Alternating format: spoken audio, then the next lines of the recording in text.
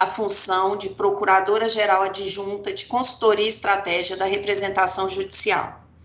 Eu recebi o honroso convite de estar aqui hoje com colegas maravilhosas, nessa parceria para esse grandioso evento, que é uma iniciativa do nosso DGC, a PGFN, juntamente com a Secretaria de Gestão Corporativa e Secretaria Executiva do Ministério da Economia. Eu agradeço em especial ao nosso diretor de Gestão Corporativa, o Dr. Alexei Lanter, e também a secretária de Gestão Corporativa, Daniele Calazans.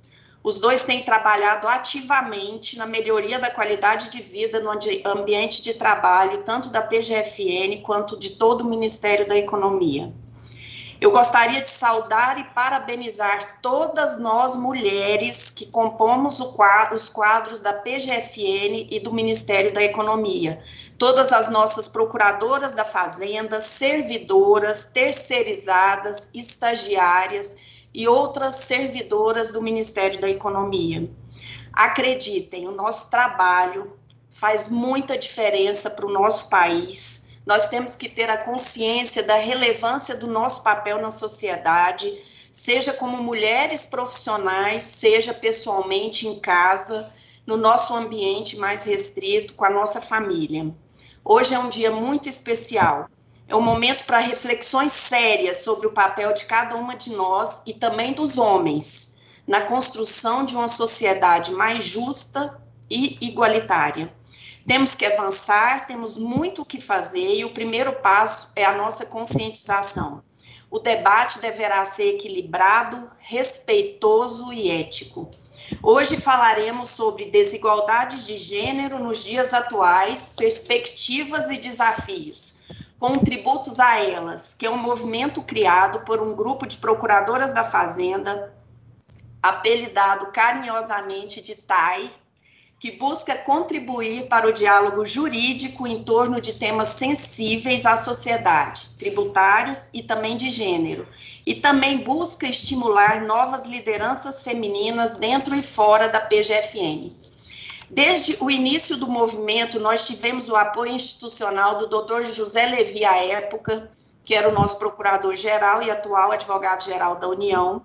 E hoje, na gestão do Dr. Ricardo Soriano, permanecemos com o apoio firme e forte da nossa instituição, juntamente com todos os adjuntos. Nós contamos com a sensibilidade e consciência de nosso procurador-geral e de todos os adjuntos, o que nos permite avançar com mais leveza e mais possibilidade de êxitos. Outro importante registro nesse momento é que todas as opiniões das integrantes do Tributos a Elas não refletem a opinião institucional da Procuradoria-Geral da Fazenda Nacional. E hoje, aqui, o Tributos está representado por algumas colegas notáveis que representam também as demais colegas que ativamente participam das demandas e dos trabalhos do Tributos a Elas. A doutora Graziela Honorato, Herta Rani Teles, doutora Lana Borges e Núbia Castilhos. E para me acompanhar nessa abertura e dar início ao nosso evento, eu convido a minha colega de mesa virtual, Lucila Arruda, que é a diretora de Gestão de Pessoas do Ministério da Economia, profissional reconhecida por sua competência, dinamismo, seriedade no exercício de suas funções. A Lucila é graduada em Administração de Empresas pela Universidade de Brasília, é especialista em Administração de Recursos Humanos pela Fundação Getúlio Vargas, especialista em Cultura, Gestão e Bem-Estar Organizacional pelo Instituto de Psicologia da UNB, é auditora federal de Finanças e Controle da Secretaria do Tesouro Nacional.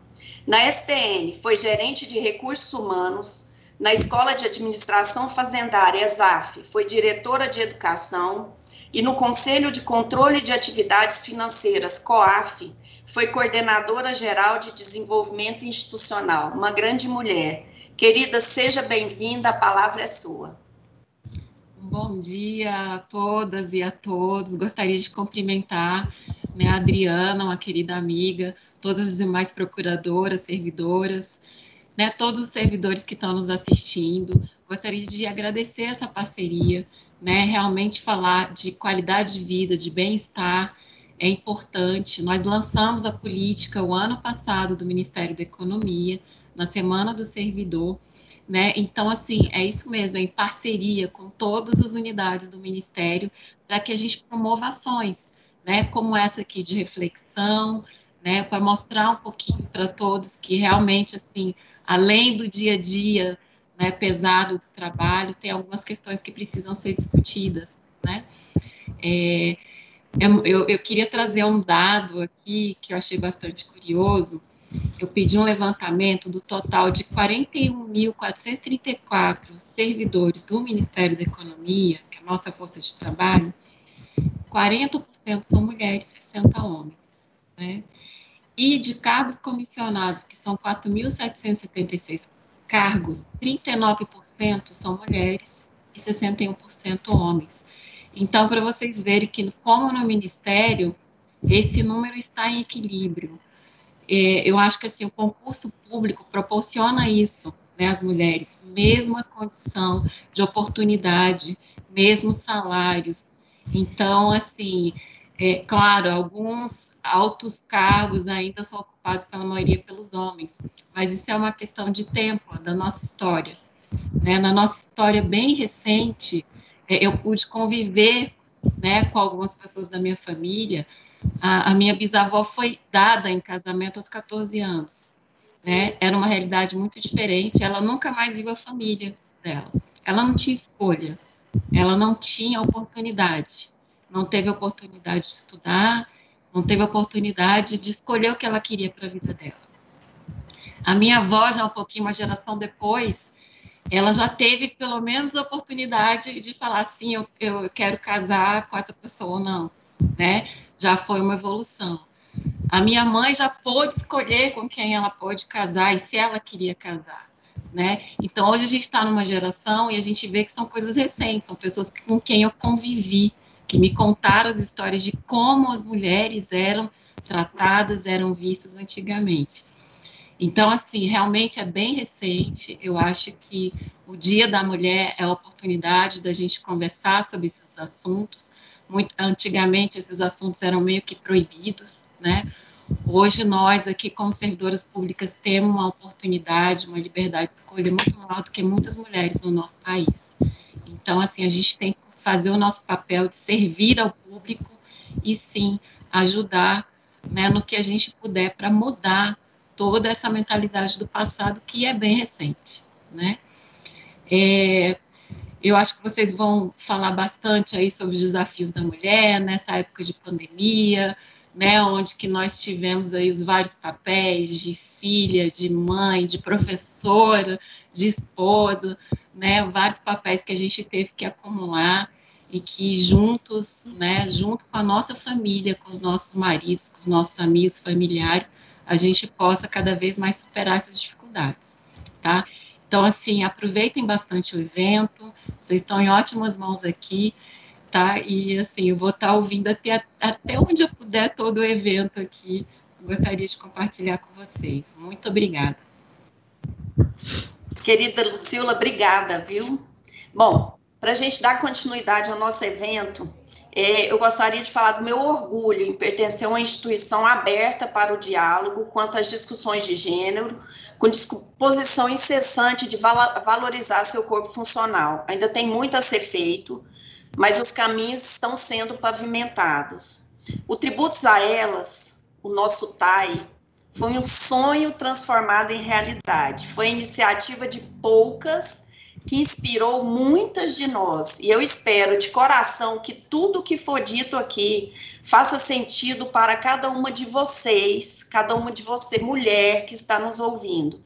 E que também possa mudar e incentivar a mudança, principalmente na conscientização dos nossos colegas, homens e também mulheres.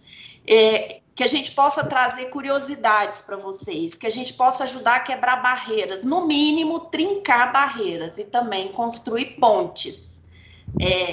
Que vocês saiam diferentes do que vocês chegaram aqui, que vocês possam começar a refletir com bastante seriedade a questão de gênero, as desigualdades e o papel que cada um de nós tem nessa sociedade. que possamos ter um olhar mais generoso e humano para as mulheres que nos rodeiam.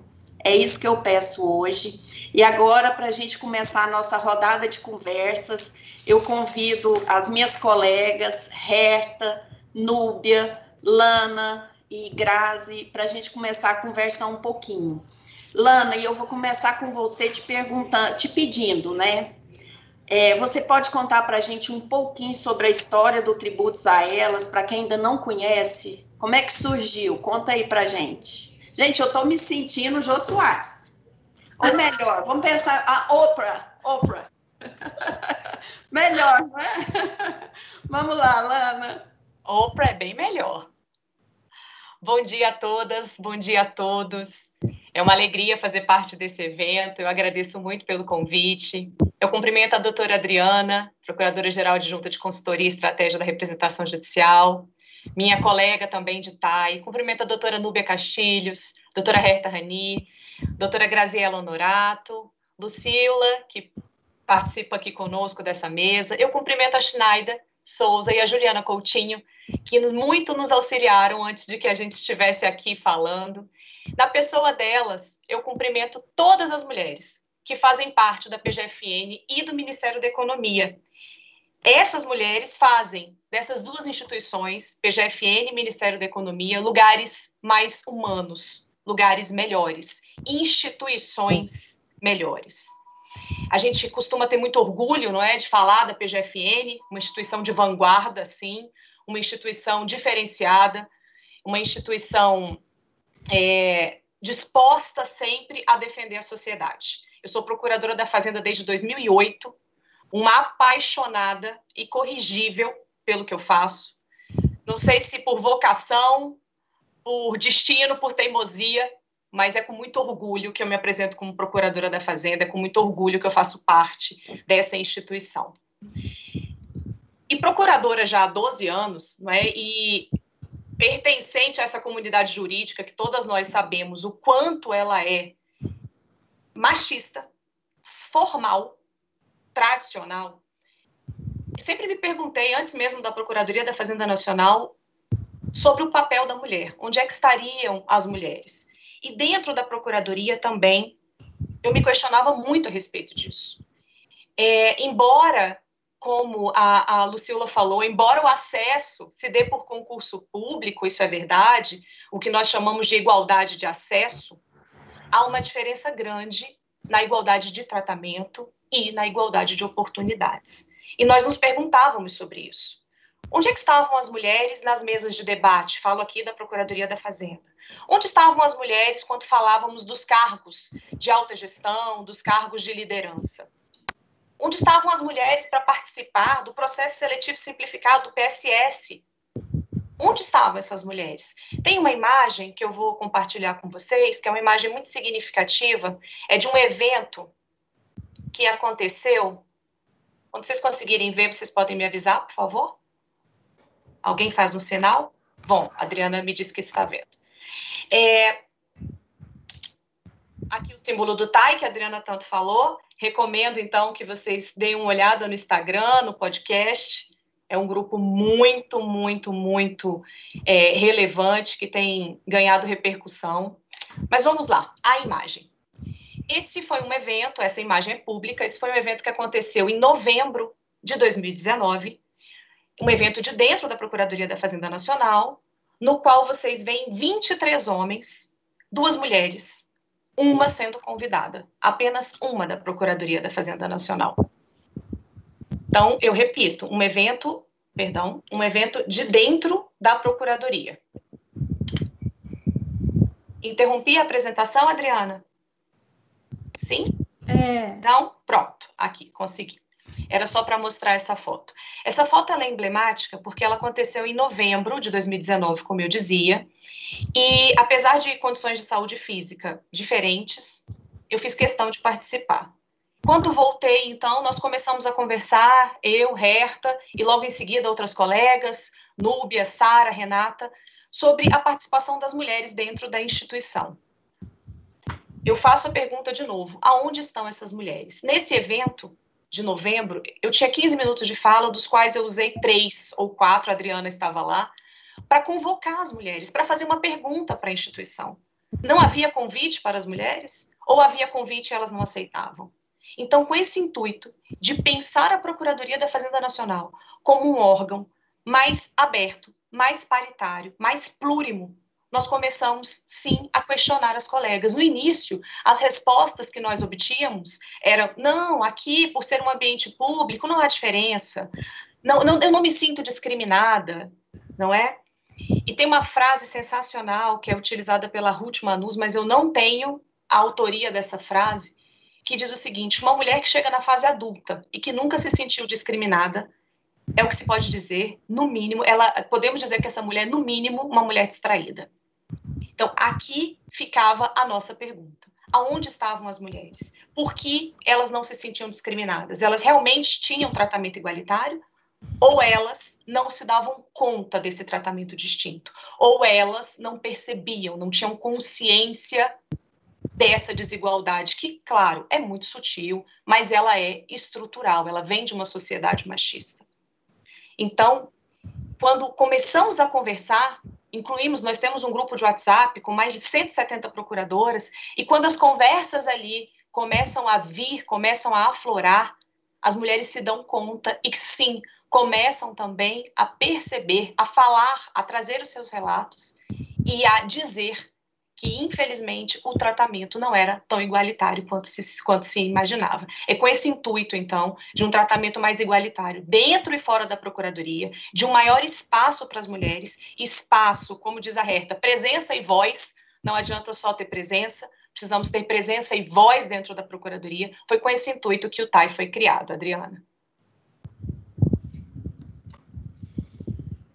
Herta, e diz para mim, o que o movimento conseguiu até agora? Conta pra gente. Primeiro eu vou dar aqui meu bom dia a todas que estão aqui na mesa, cumprimentar, agradecer quem está por trás das câmeras aí ajudando também, a equipe. Bom, o movimento ele ganhou uma força que talvez nem a gente mesmo assim imaginasse que a gente conseguisse dar voz a tantas mulheres que estavam sentindo aqueles incômodos, mas não estavam conversando sobre eles. Então, a gente fez algumas rodas de conversa e alguns eventos. Já no primeiro evento, a gente trouxe da JUF Mulheres, uma juíza para falar com a gente. A gente trouxe a Bárbara, que é uma das fundadoras do coletivo Elas Pedem Vista, e trouxemos a Valesca Zanello, uma grande psicóloga, para conversar com a gente. Naquele momento, a gente foi percebendo que outras instituições também passavam por questões semelhantes em relação a gente, porque a gente vive num universo imerso culturalmente, sociologicamente, politicamente, um universo em que as mulheres estão em condições desiguais em relação aos homens. Depois, nós fizemos alguns eventos falando sobre a dificuldade de ser mãe, o pai, como é que você consegue lidar, por que é tão difícil você assumir um cargo de gestão tendo um filho pequeno, principalmente abaixo dos 6 anos, a cobrança é alta, o WhatsApp é sempre chamado a responder naquele momento. Então, tudo isso a gente foi debatendo. Também criamos grupos de estudos e debatemos ainda mais sobre outros assuntos. Criamos o Instagram, convido a todos aí a acompanharem o nosso Instagram. Lá tem várias campanhas bem interessantes. Tratamos de racismo, trouxemos alguns depoimentos de mulheres falando sobre racismo. Tratamos de divisão de tarefas domésticas em casa, pedimos para que procuradores mostrassem as suas fotos e dessem seus depoimentos, lavando os pratos, cuidando das crianças, fazendo suas atividades domésticas, provando que os homens também podem ocupar esses espaços, que não é um lugar naturalizado e apenas direcionado para as mulheres. Fizemos também campanhas sobre linguagem, uso da linguagem, como é importante você visibilizar as mulheres que participam das coisas, em vez de usar o termo os legisladores ou os constitucionalistas, a gente sempre tentar usar ou um termo mais genérico ou incluir a versão feminina também do termo. Inclusive, essa é uma pauta até da Ordem dos Advogados do Brasil. Atualmente tem uma petição na Ordem dos Advogados do Brasil para transformar o nome Ordem dos Advogados do Brasil em Ordem da Advocacia, justamente para dar voz às mulheres, para que elas não fiquem mais invisibilizadas. Então, começamos a conversar sobre isso, várias colegas foram tendo um despertar, amigos também, colegas, foram participando desse debate. Fizemos uma pesquisa de diagnóstico que a gente pretende divulgar em breve, a gente ainda está trabalhando nela. Foram muitas colegas que responderam a pesquisa de diagnóstico para saber sobre a percepção de ambiente, né, como é trabalhar dentro da procuradoria, o que é que elas sentem, alguma dificuldade em ser mãe, também ter que lidar com os trabalhos, etc. Foram, além disso, o podcast. Eu, a doutora Lana, a doutora Mônica e várias outras colegas da comissão participamos do podcast. Ele está muito bom, ele tem uns 10 episódios dessa primeira temporada. Convido-os a participarem, a assistirem, a ouvirem. E foram diversos outros assuntos. Aí, no Instagram tem muita informação que pode ser olhada. E, além disso, estamos trabalhando também com reforma tributária. Mais tarde a gente conta aí um pouquinho. Bom, puxando o gancho aí para a reforma, Núbia, a gente sabe que o Tributos a Elas criou um grupo de estudos também em parceria com a FGV, que envolve advogadas privadas, advogadas da União, procuradoras federais e procuradoras da Fazenda Nacional, com a intenção de debater desigualdades entre homens e mulheres na tributação. Você pode contar para a gente um pouquinho também sobre esse projeto? Sim, doutora Adriana, com certeza, com muito prazer. Bom dia a todas e a todos. É um prazer estar aqui no Ministério da Economia, conversando com os nossos colegas e as nossas colegas do Ministério da Economia. Na pessoa da minha querida amiga doutora Adriana, eu cumprimento todos da mesa, todas essas mulheres incríveis que estão aqui hoje com a gente na mesa, e todos os servidores, procuradores, procuradoras, servidoras que estão nos ouvindo nessa manhã de hoje. Sim, criamos em parceria com a FGV, em maio do ano passado, um grupo de estudos e pesquisas sobre tributação e gênero. Esse grupo, atualmente ele é coordenado pela professora Tatiane Psitelli, da FGV de São Paulo, e por mim, representando o TAI. Hoje esse grupo, ele conta com 146 participantes, entre advogadas públicas, advogadas privadas, professoras de direito, acadêmicas, pesquisadoras, brilhantes tributaristas, temos participando desse grupo.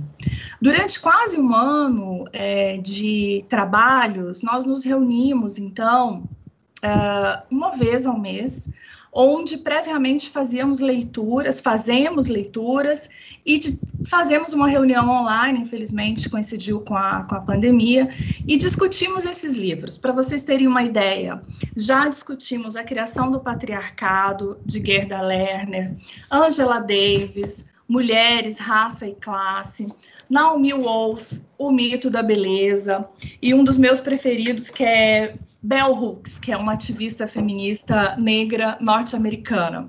Também já estudamos Djamila Ribeiro, e a nossa próxima leitura será O Custo dos Direitos.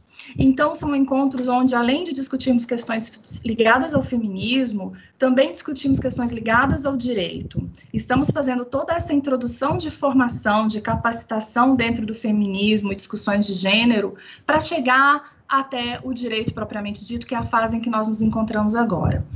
Bom, nesse grupo também elaboramos um documento com propostas com viés de gênero para a reforma tributária, porque nós percebemos que as propostas que estão em andamento, elas não contêm um viés de gênero, elas não tocam na resolução, na minimização e muito menos no exaurimento, na erradicação das desigualdades entre homens e mulheres. E nós acreditamos que não há que se falar em justiça fiscal, muito menos justiça social, se nós não acoplarmos às propostas de reforma tributária em discussão o viés de gênero. Então, nesse sentido, a partir desse documento, um documento denso, com bastante dados de pesquisa, mostrando claramente as desigualdades entre homens e mulheres, a partir dele, nós elaboramos propostas concretas de projetos de lei, projetos de emendas constitucionais, todos eles com viés de gênero e tendentes a diminuir as desigualdades entre homens e mulheres no nosso país. Esses projetos, eles estão hoje, mais de uma dezena de projetos, eles estão hoje nas mãos da deputada da Bahia, conterrânea da nossa colega Herta, a deputada Lídice da Mata, e vai ter um evento bastante importante no final do mês, na Secretaria da Mulher da Câmara dos Deputados, onde esses projetos, inclusive, serão apresentados para o conjunto de parlamentares, mulheres, e para o conjunto da sociedade, já que será um evento online. Bom, a gente vai falar um pouquinho mais no final sobre que tipo de projetos são esses, que viés eles têm e que tipo de situação eles contemplam para minimizar essas desigualdades. Então, já fechando, gostaria de dizer que esse grupo de estudos e pesquisas é um orgulho muito grande para o TAI, poder ter uma formação e entender o papel da mulher nesse mundo contemporâneo, no nosso país, e a partir disso ter um olhar sobre essas desigualdades e poder atuar com o nosso capital intelectual que nós temos, procuradoras que somos, formação em direito tributário que temos, poder colaborar para fazer dessa sociedade uma sociedade melhor, né, uma sociedade mais justa, mais igualitária, isso nos dá muito prazer. Então, esse grupo de estudos e pesquisas de tributação e gênero é um dos orgulhos do Tributos a Elas, né, muito esforço de muitas procuradoras para construir esse ambiente mais igualitário e esse desenvolvimento mais econômico que a gente tanto precisa no Brasil. Então, é isso, mais tarde a gente volta com as propostas, doutora Adriana, muito obrigada. Excelente, realmente esse é um esforço concreto que a gente vai ver frutos, eu não tenho dúvida. Depois, eu vou para as colegas que têm interesse e os colegas também, eu vou tentar repetir no final do evento o nome dos livros que a Núbia citou, porque quem tiver interesse vale a pena, eu acho que estudar faz parte, para a gente compreender o universo ali que a gente está vivendo, e ter cada vez mais consciência. São leituras maravilhosas. O da Bell Hooks eu estou adorando, fantástico. É o meu preferido também, devo confessar. Verdade. Agora, Grazi, conta pra gente, Grazi, me permitam, é a doutora Graziella aqui entre nós, Grazi. Grazi, como é que foi a recepção da carreira ao movimento Tributos a Elas? A gente já consegue notar alguma mudança cultural? O que você acha?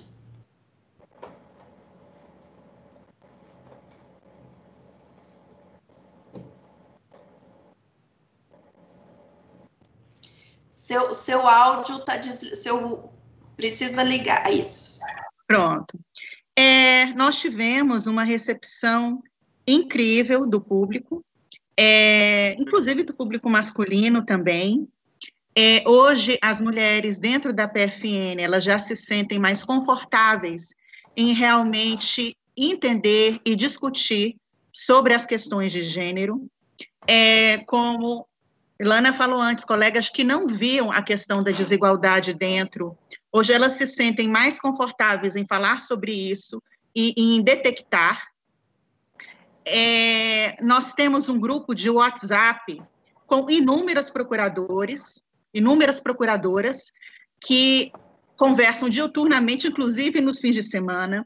Essa troca de ideias, de concepções, de experiências, ela é extremamente rica, e o que a gente tem visto é um rapport muito grande em termos de sororidade entre as colegas da profissão. Ninguém está chorando, lacrimejando ou se vitimizando, mas as mulheres estão se entendendo de uma forma mais sólida, como pessoas, como princípios da família, como pessoas que integram a instituição. A sensação de pertencimento, não só de questionamento, mas também de pertencimento, ela tem crescido. O envolvimento das procuradoras com a instituição, a gente sente que tem melhorado, e também toda uma perspectiva e uma percepção no sentido de desconstruir alguns paradigmas para melhorar a vida de todos em torno da diversidade.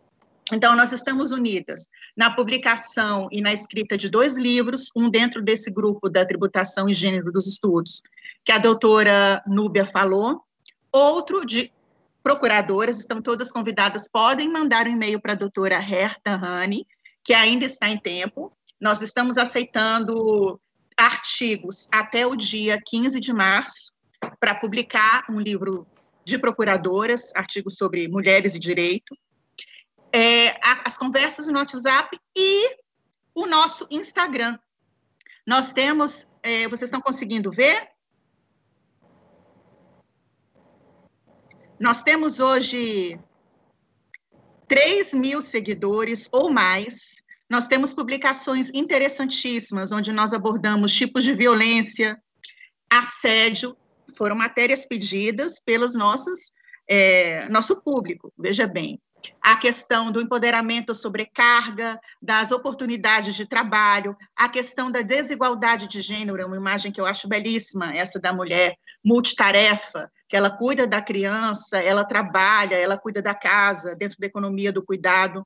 Então, são todas questões que estão sendo debatidas e que antes, um público feminino que estava em silêncio, não é que ele está se insurgindo contra o status quo, mas ele está despertando delicadamente para a sua condição dentro da sociedade. E aí hoje as mulheres conversam sobre essas coisas, elas têm ao menos com quem dividir, no sentido da autopercepção também e de um espelho. Você se enxergar, você ver quem você é. É isso. Obrigada. Eu vou pedir agora, a gente vai fazer uma propaganda do Time.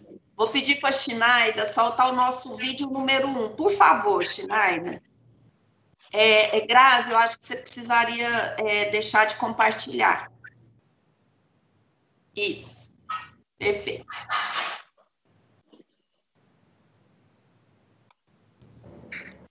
Eu decidi participar da comissão para elas com um profundo...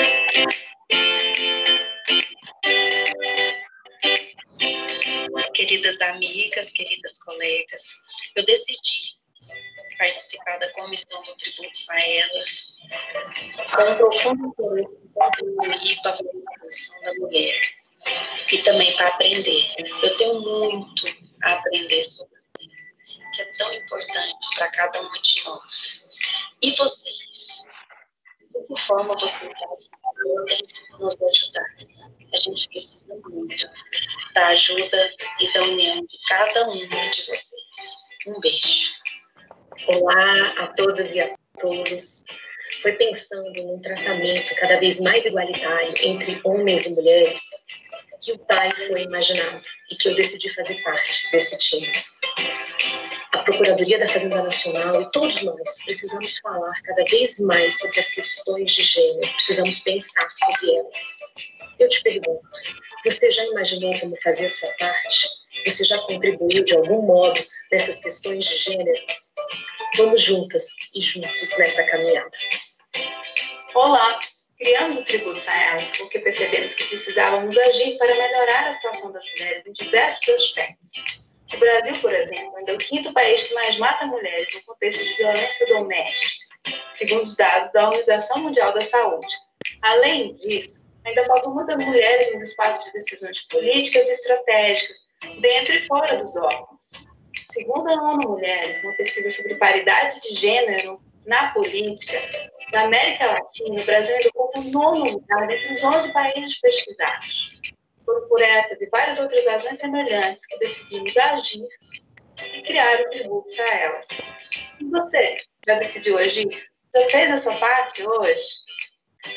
Olá, eu sou Jara Barreto, sou procuradora da Fazenda Nacional e estou na comissão do Tributos a Elas desde junho de 2020. Eu entrei no movimento por admirá-lo profundamente. Acho que é um grande passo, dentro da Procuradoria, por colegas tão admiráveis, um grande passo num contexto que é muito maior, num contexto mundial de busca de igualdade, de busca de oportunidades iguais, e que eu acho que é o caminho assim, da nossa felicidade, de um desenvolvimento bom e sustentável e feliz para todo mundo. Um beijo. Com o tempo, comecei a constatar que muitas mulheres ao meu redor tinham sonhos e grandes habilidades que elas estavam deixando passar, seja pela série de atribuições que elas tinham, ou por entenderem que aquelas eram habilidades relacionadas a papéis masculinos. Resolvi, então, treinar o meu olhar e estar mais disposta e mais atenta para ajudar as mulheres ao meu redor, incentivar e encorajar. E você? Já pensou numa forma de ajudar as mulheres ao seu redor? Cada mulher possui um mundo de potencialidade. E foi por isso que eu decidi estudar mais sobre desigualdade de gênero e também empoderar outras meninas e outras mulheres. E você? Já resolveu agir? Já fez a sua parte hoje?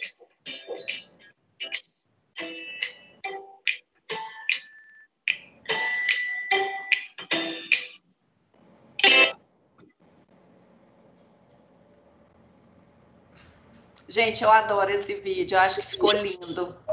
Todas lindas, inclusive eu, né? Obrigada. Mas voltando à seriedade do nosso tema, eu queria convidar de novo a Grazi.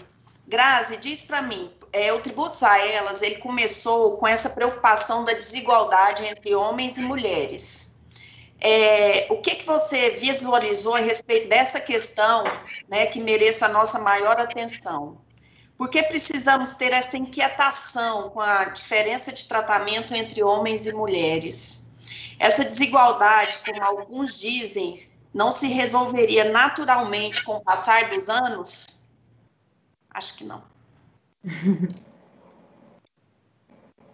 Então, eu vou mostrar hoje aqui para vocês. Essa desigualdade, nós pensamos que ela se resolveria, né, naturalmente ao longo dos anos. Mas há passos muito lentos, né?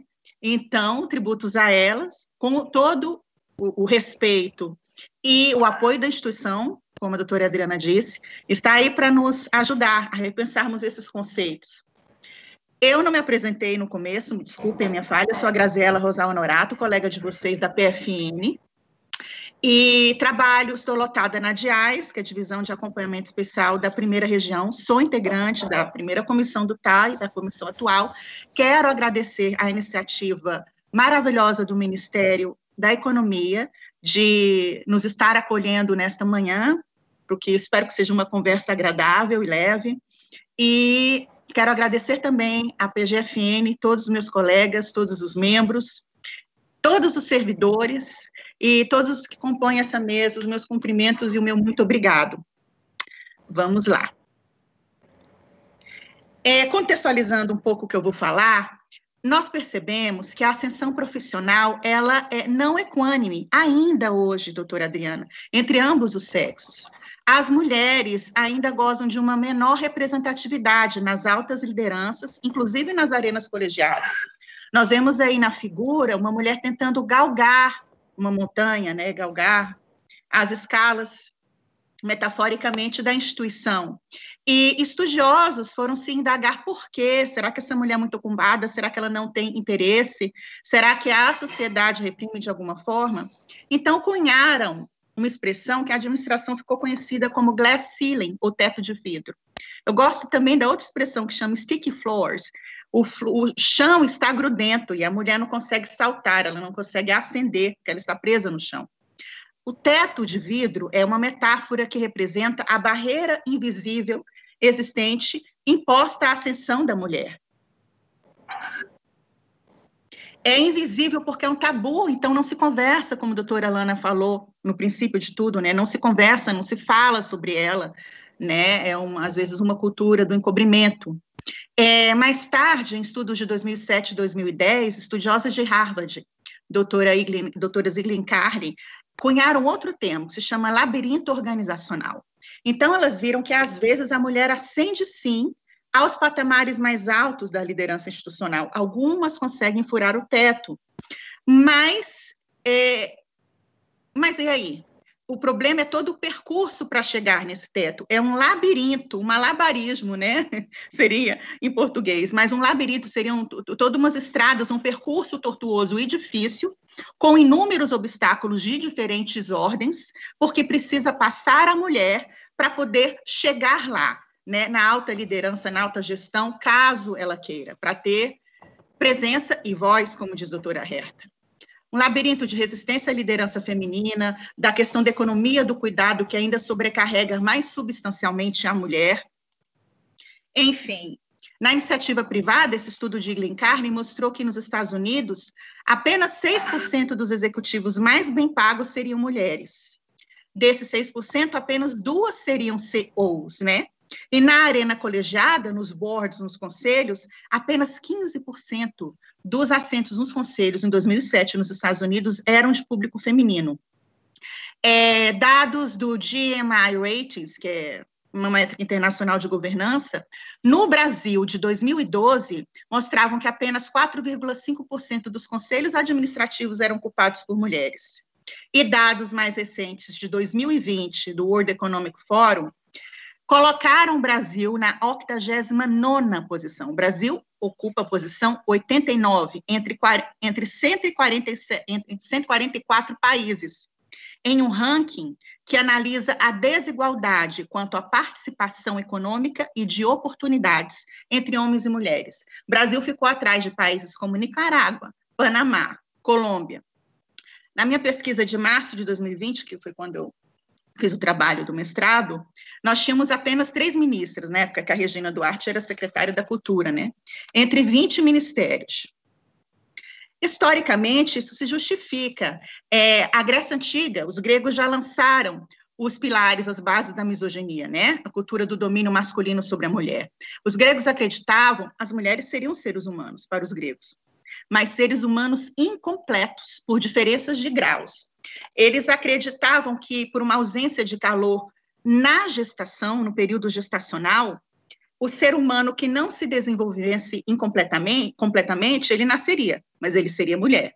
Então, a mulher seria um ser humano em um grau menor. Se ele se desenvolvesse completamente, total, então ele seria homem. Temos também o mito de Pandora, nós vemos aí a imagem da Pandora.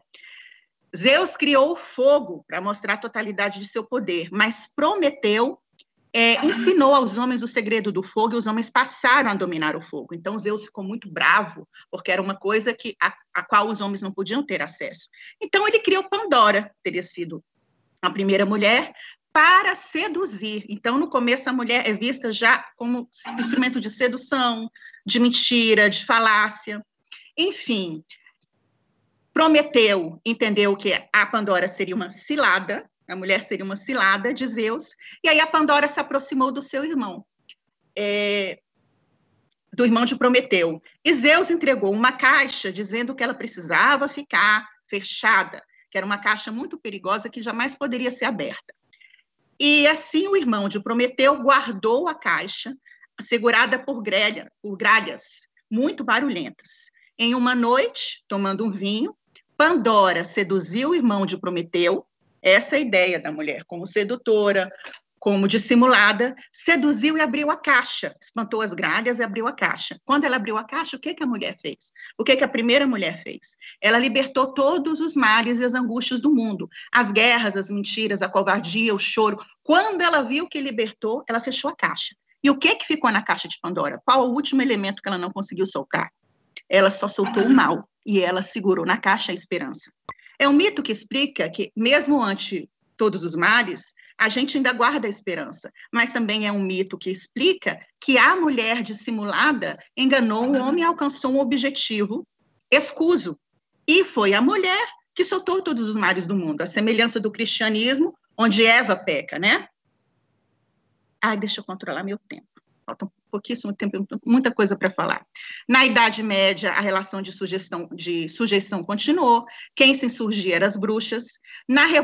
Eram bruxas. Na Revolução Francesa, a questão da tríade de liberdade, igualdade e fraternidade, a igualdade gerou questionamentos, porque as mulheres que trabalharam para a Revolução Francesa, a gente nem escuta falar muito delas, mas essas mulheres existiram, elas viam que não tinha igualdade. Na Revolução Industrial, 1760, 1840, a mulher vai para o mercado de trabalho, onde ela carrega a carga da dupla e tripla jornada que está até hoje, do capitalismo, até que nós tivemos o movimento londrino das sufragetes. No Brasil, tivemos Berta Lutz.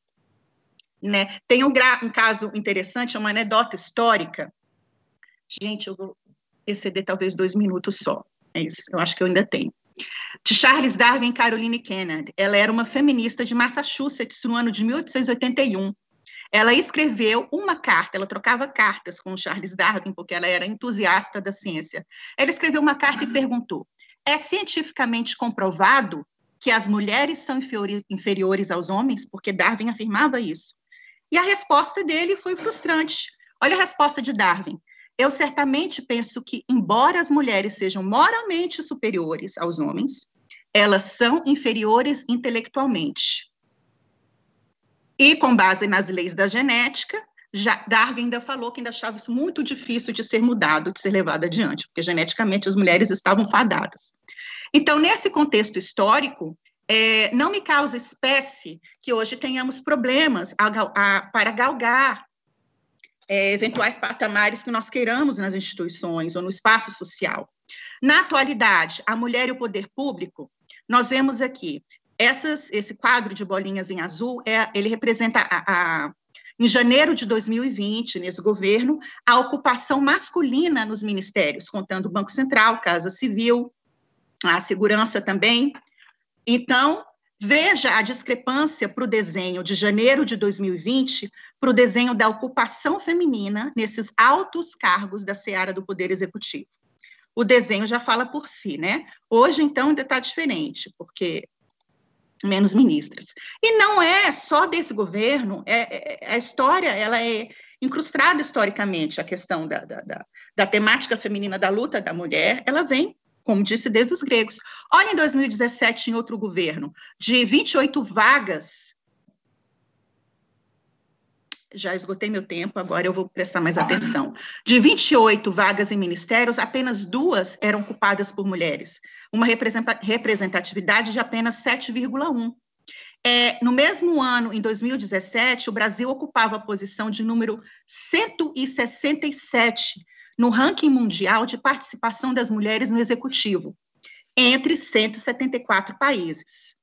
O que acontece? Acontece que a ausência de mulheres, ela causa um empobrecimento ou um desequilíbrio das políticas públicas, porque os valores femininos, eles nunca são passados adiante, eles ficam mal representados, né? No Legislativo também, está pequenininho de ver, mas a gente vê na primeira linha, só na Câmara de Deputados, de 513 vagas, só 54 eram mulheres, dados ainda de 2017. Uma representatividade ínfima. A gente vê ali bem pequena, né? Senado, a mesma coisa, de 81 cadeiras, só 13 eram mulheres, representatividade de 16%. Na PFN, que é meu órgão, por exemplo, a gente vê, olha, nós temos uma representatividade equânime no DS mais alto, que é o 5. Mas quando a gente baixa um pouquinho nas remunerações boas, altas, que é tipo um DS4, um DS3, de extrema responsabilidade, a representatividade feminina já cai bastante. Olha, a ocupação dos cargos femininos está de 16,67%, ao passo que o masculino está 83%. E o Atlas do Estado Brasileiro de 2018, ele atentou por esse fato da persistência da diferença, existe uma persistente diferença de remuneração entre homens e mulheres no setor público, apesar da igualdade de ingresso. Todos entram, mas a remuneração fica diferente. Por quê? Porque existe essa persistente assimetria na distribuição de poder entre os sexos para o alto escalão. Como eu já excedi, olha aqui, nosso queridíssimo doutor Fabrício da Soler, depois nós tivemos outros procuradores homens também, mas olha, desde então, só a doutora Adriana de mulher, em 2015. Todos excelentes procuradores gerais, mas apenas uma mulher. Também na arena, na seara colegiada, só um exemplo aqui dentro do Ministério da Economia, Conselho Nacional de Previdência Complementar, 4 mulheres para 14 homens, dados de 2019. Um outro caso aqui, vamos pegar. Comissão Tripartite Paritária Permanente, 10 mulheres, 26 homens, dados da Transparência Ativa.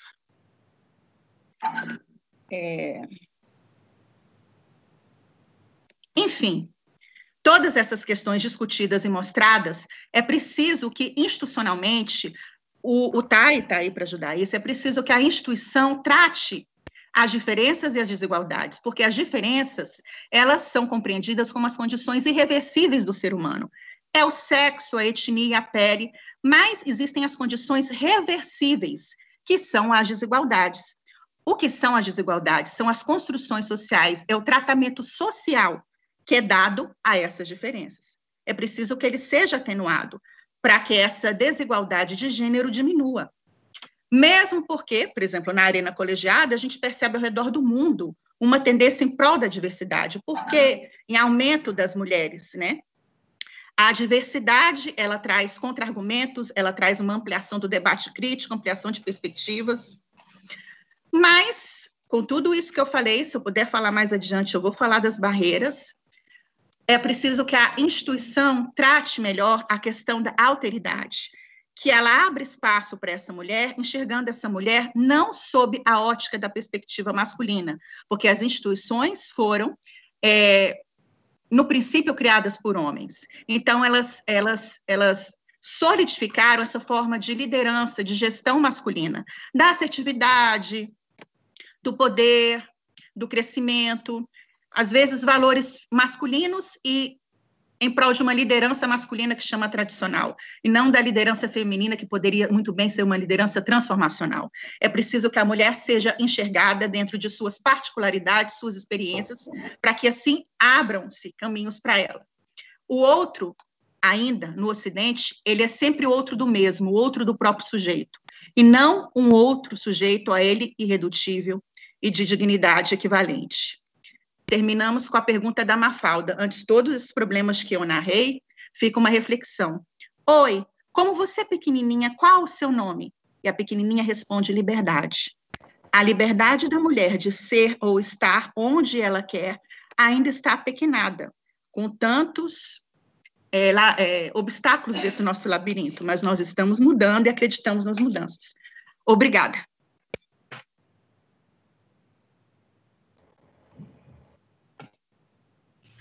Gente, eu acho que depois de tudo isso que a Grazi falou, se tivesse como cortar em fatias o meu grau de resignação, que está concreto aqui, parecendo um tijolo, para quem conhece um pouco de como você enxergar no rosto de outros os sentimentos, eu acho que minha cara deu para todo mundo ver, eu me sinto extremamente resignada com isso. A gente não pode se resignar com essa situação mais. Eu acho que o TAI está fazendo esse papel, e nós, como mulheres, onde quer que a gente esteja, a gente tem que ajudar a mudar isso. O caminho é longo, o caminho é árduo, a gente vai ter muito o que fazer, mas a gente tem que plantar. Alguém vai colher. Eu espero que seja rápido, eu espero que já seja minha filha, que está com 19 anos. Estou muito otimista, mas... Vamos lá, continuando, Herta, o que podemos pensar para o futuro, em termos, para o equilíbrio nas oportunidades entre homens e mulheres? Qual é o papel do Estado para diminuir as desigualdades entre homens e mulheres? Eu acho que a Grazi deu aí bem o panorama da situação que a gente se encontra, né? Em vários setores, em vários ambientes, em vários ministérios, em várias categorias. E eu vou só começar aqui a dividir a tela com vocês rapidinho.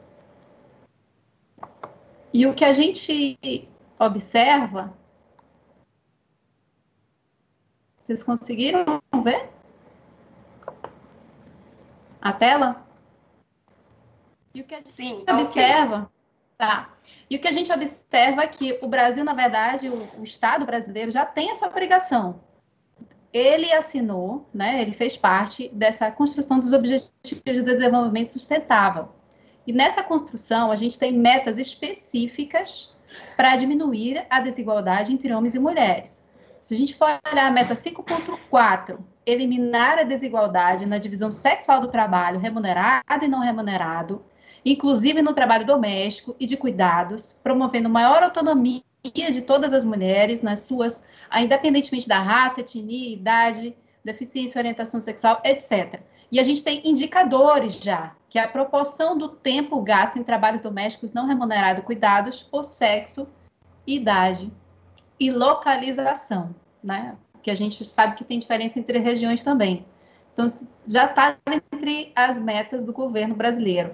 A gente tem a meta 5.5 também, garantir a participação plena e efetiva das mulheres e a igualdade de oportunidades para a liderança em todos os níveis de tomada de decisão, na esfera pública, em suas dimensões política e econômica, também levando em consideração a questão da raça, da etnia, da idade, se tem algum tipo de deficiência ou não, cultura, territorialidade e quais são os indicadores? A proporção dos assentos ocupados por mulheres nos parlamentos e a proporção de mulheres em posições gerenciais. E como a gente viu, a Grazi trouxe alguns dados, realmente os dados ainda estão muito baixos. Então, a proporção tem que aumentar. O Brasil teria que cumprir essa meta, inclusive, por meio desses indicadores. Mas não é isso que a gente observa.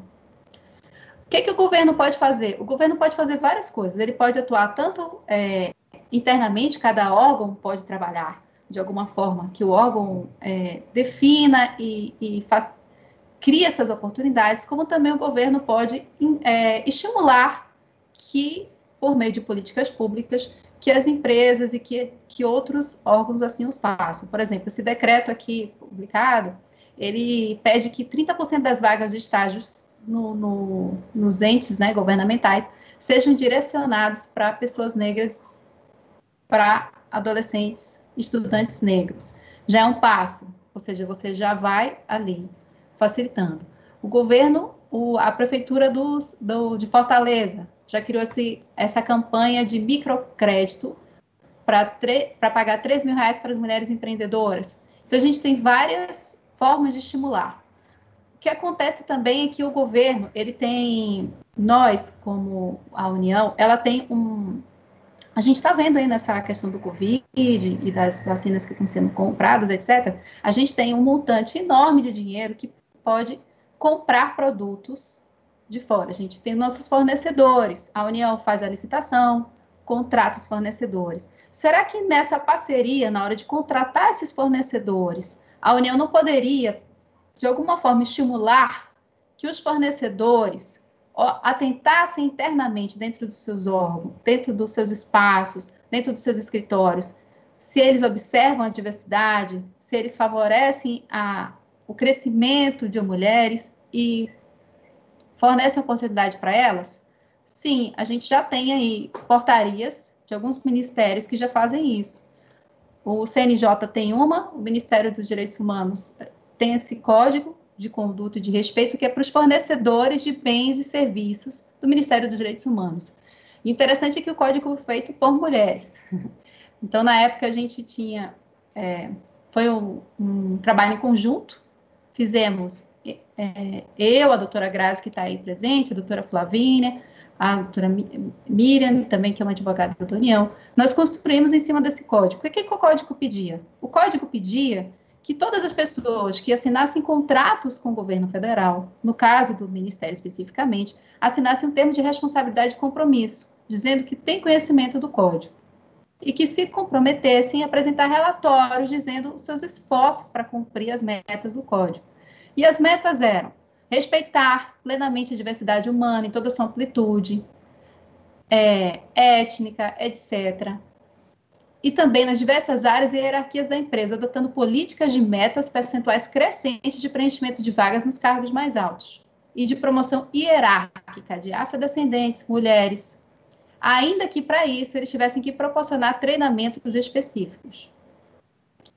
Resguardar a igualdade de salários e benefícios para mulheres, independentemente da etnia, da identidade religiosa e vários outros aspectos.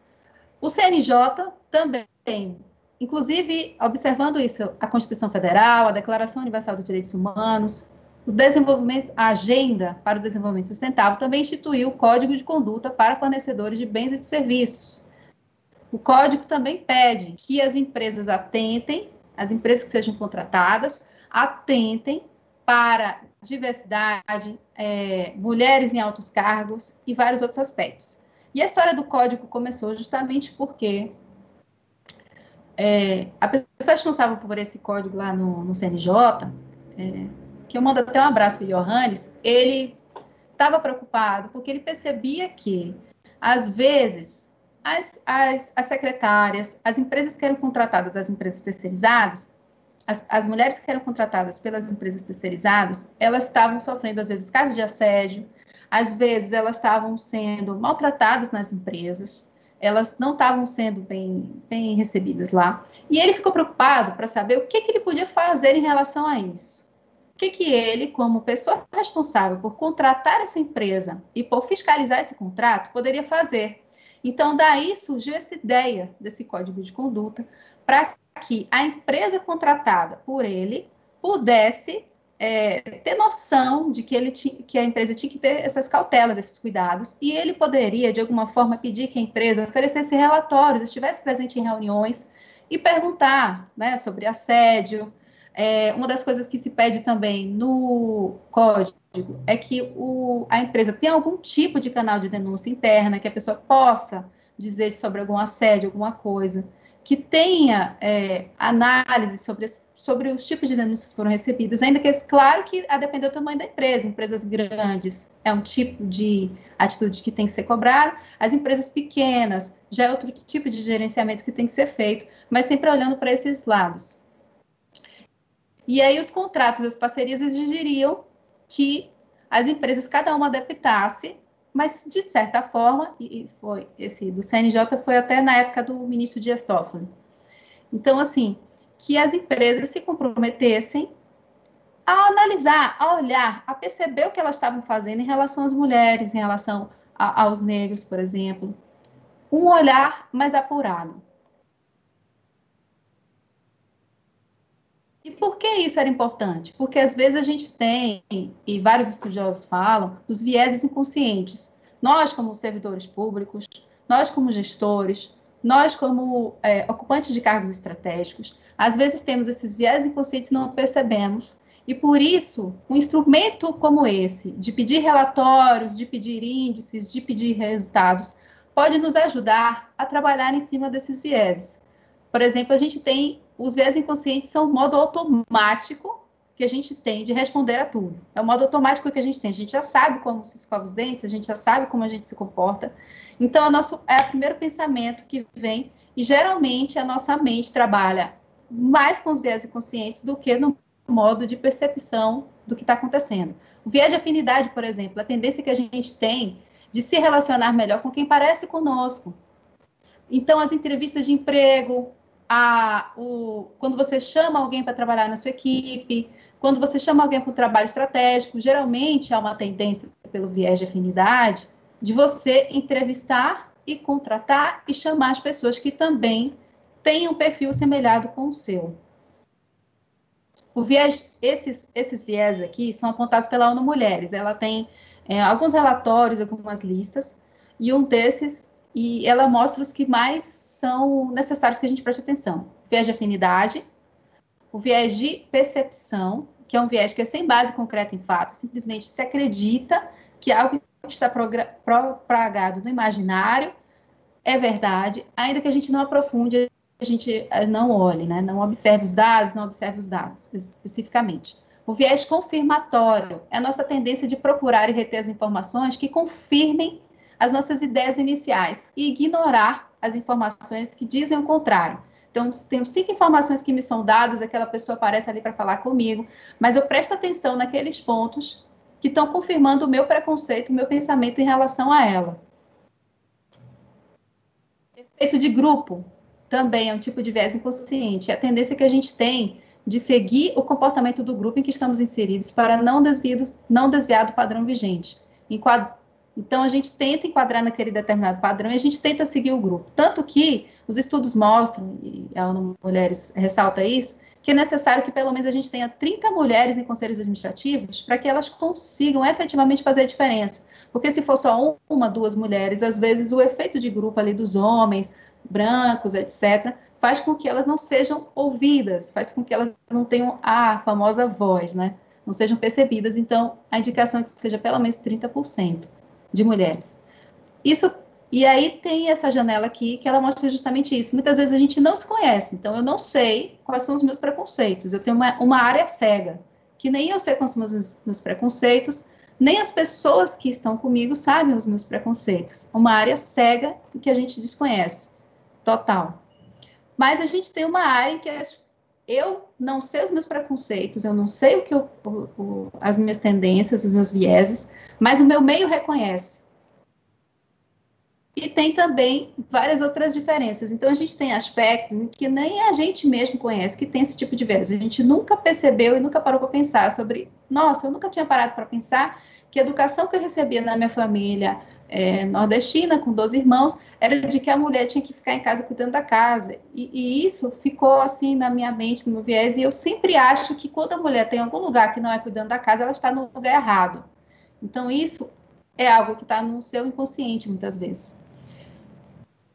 Isso foi percebido, inclusive, quando a Austrália fez uns programas de orçamento de gênero, de orçamento voltado para as mulheres.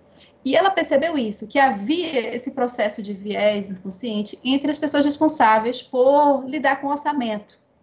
Eles acreditavam, os servidores, que o orçamento era neutro, que não havia problema nenhum, que se eu estou aqui direcionando dinheiro para uma empresa X, para uma empresa Y, algum incentivo fiscal, alguma coisa, não é neutro, eu vou favorecer a vida de todos ali, toda a população brasileira vai ser ajudada. Só que, quando a Austrália começou a fazer esse processo de analisar o orçamento voltado para as mulheres, como é que a gente pode direcionar o orçamento para melhorar a situação das mulheres e diminuir a desigualdade entre homens e elas perceberam justamente isso, que elas tinham que sensibilizar, foi percebido que o governo precisaria sensibilizar os servidores públicos, os agentes públicos, de vários setores, para os impactos de suas atividades na vida de cada uma daquelas mulheres. Acreditava-se e tinha esse imaginário de que os programas atingiriam a todos de forma igual, seja de saúde, seja de economia, seja de educação, e a intenção era que os agentes responsáveis por direcionar o orçamento daqueles lugares prestassem atenção nisso, observassem, será que o orçamento que eu estou direcionando, será que esse programa aqui que eu estou criando, será que essa meta, esse projeto, ela vai melhorar a vida também das mulheres, dos outros tipos de população? Será que ela vai diminuir a desigualdade? Se eu direciono, por exemplo, isso independentemente de seu programa de Secretaria de Políticas Públicas para as Mulheres, mas qualquer tipo de programa, qualquer tipo de ação, se eu direciono a minha verba para ajudar uma indústria específica, um setor industrial, será que esse setor industrial, será que esse tipo de atuação do governo vai diminuir a desigualdade entre homens e mulheres ou vai acentuar? Será que eu não estou favorecendo já uma camada de homens brancos, etc., que já tem a ajuda? Será? Então, esse tipo de sensibilização foi feita. Em vários outros países passaram por essa questão. Filipinas, Equador, já estão analisando. O que esses países que buscam analisar os seus orçamentos pela questão das mulheres analisam? Elas identificam o que há de implícito e explícito em relação às mulheres, analisam a distribuição dos recursos, avaliam se a política continuará ou mudará as desigualdades existentes entre homens e mulheres, e avaliam as políticas, tem metas a cumprir, avaliam se aquele dinheiro que foi direcionado teve o cumprimento de suas metas, avaliam de acordo com os objetivos que foram expressamente estabelecidos e monitoram a execução nesse sentido.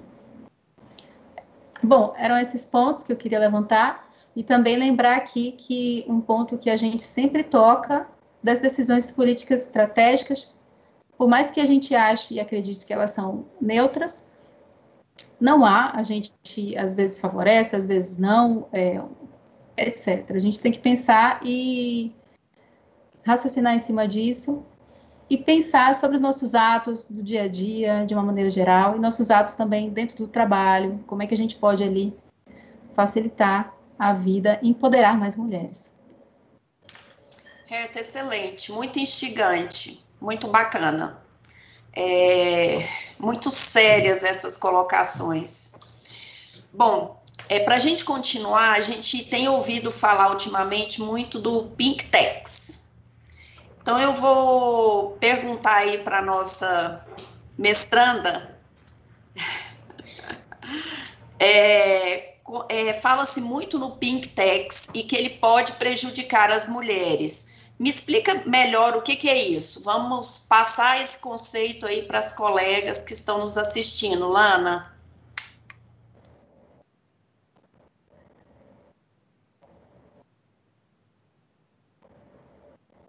Estão me ouvindo? Sim. Sim.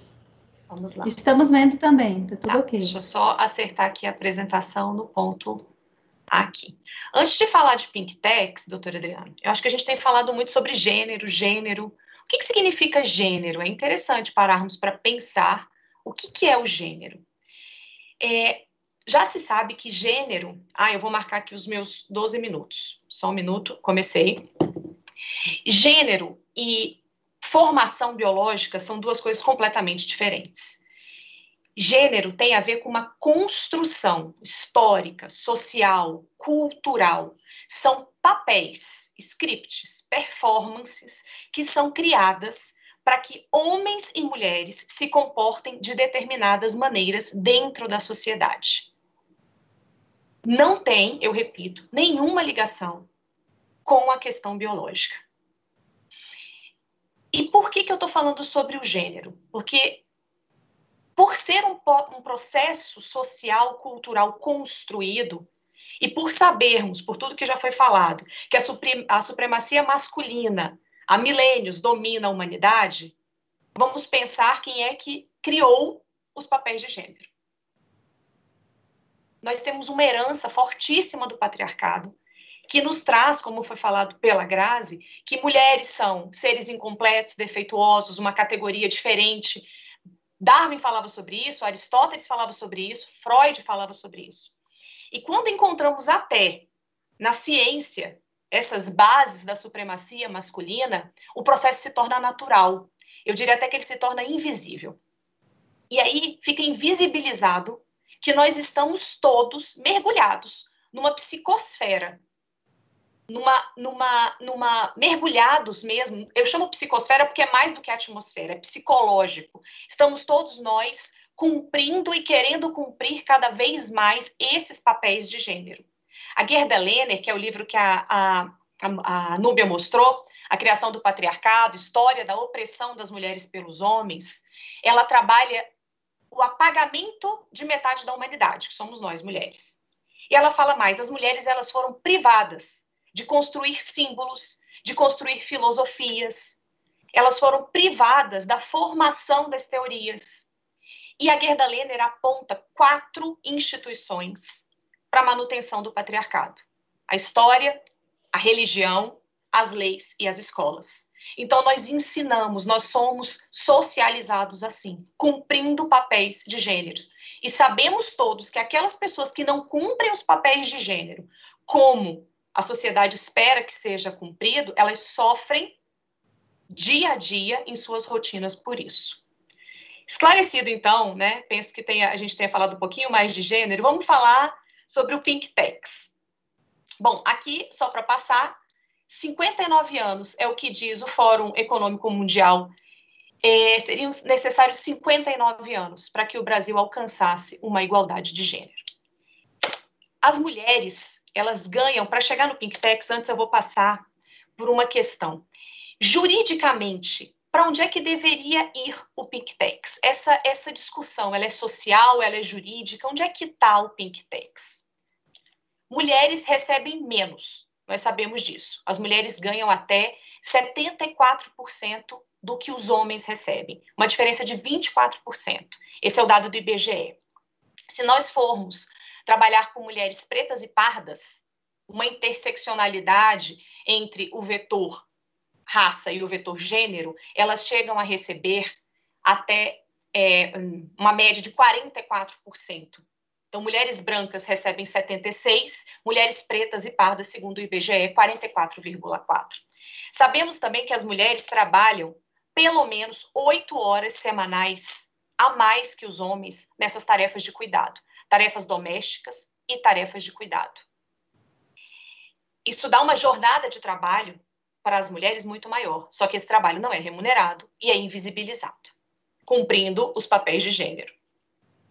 E aqui nós chegamos na regressividade. Como é que está estruturado hoje o nosso sistema tributário nacional? Ele está estruturado da seguinte forma, embora a Constituição nos diga que deve haver proporcionalidade e que deve ser obedecida a capacidade contributiva e que deveria também haver igualdade entre homens e mulheres, o nosso sistema tributário ele está voltado, fincado no que chamamos regressividade. O que quer dizer isso? Não há um aumento de tributo de acordo com o aumento da renda. Na verdade, como a Oxfam apresenta, no Brasil, a tributação, esses são dados da Receita Federal também, está centrada no consumo de bens e serviços. O que isso significa? Que as pessoas pagam tributos por aqueles bens que consomem de uma maneira uniforme, e isso não obedece àquela capacidade contributiva. E onde é que o Pink Tax entra? Falando sobre ele. O Pink Tax é um fenômeno mercadológico que coloca um sobrepreço sobre os produtos destinados às mulheres. Os produtos destinados às mulheres, eles custam mais. Simplesmente, ou porque são rosa, ou porque tem uma destinação feminina. São produtos exatamente iguais, com as mesmas especificidades, com a mesma capacidade técnica, com os mesmos, com as mesmas finalidades, usados para as mesmas coisas, digamos assim. E como é que nós percebemos isso? É interessante falar um pouco até sobre o histórico. Houve uma pesquisa na França, em 2014, por um coletivo francês, chamado Georgette Sand, que pesquisou, que levantou que naquela sociedade francesa, mulheres pagavam muito mais do que homens naqueles aparelhos de barbear. Foi aí que começou toda a discussão sobre o Pink Tax. Nos Estados Unidos, o Departamento de Defesa do Consumidor, no estado de Nova York, levantou que as mulheres chegam a pagar até 7% a mais por seus produtos. E que se estivéssemos falando de produtos de higiene, esse percentual alcançaria 13%. No Brasil, em 2018, a Escola Avançada de Publicidade e Marketing realizou essa mesma pesquisa. E aqui no Brasil foi constatado que os produtos femininos chegam a ser 12,3% mais caros. E aqui, então, eu trouxe, lembrando, então, do que nós falamos. Mulheres recebem menores salários, mulheres trabalham mais horas, e tem um dado que não deu tempo de falar, mas mulheres são, em grande maioria, tem crescido o número de famílias onde as mulheres são as responsáveis financeiras.